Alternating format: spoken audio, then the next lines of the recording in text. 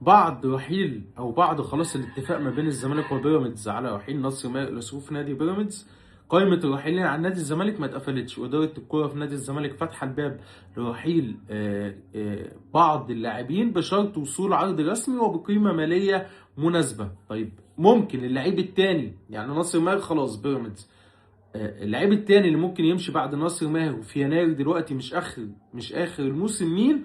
هو حسام عبد المجيد. حسام عبد المجيد عرض أوروبي سيصل لنادي الزمالك خلال الساعات أو خلال الأيام المقبلة للتعاقد مع حسام عبد المجيد مدافع نادي الزمالك. العرض هيكون بقيمة مالية كويسة وبشكل كبير جدا سيتم الموافقة على بيع اللاعب. إدارة نادي الزمالك ما عندهاش مشكلة في رحيل إمام، ما عندهاش مشكلة في رحيل حسام عبد المجيد، بشرط ان يجي عرض مالي كويس يليق باللاعب وباسم نادي الزمالك، والزمالك يحقق مكسب مادي من وراه. يعني بشكل كبير جدا العرض هيصل لنادي الزمالك خلال الساعات او خلال الايام المقبله.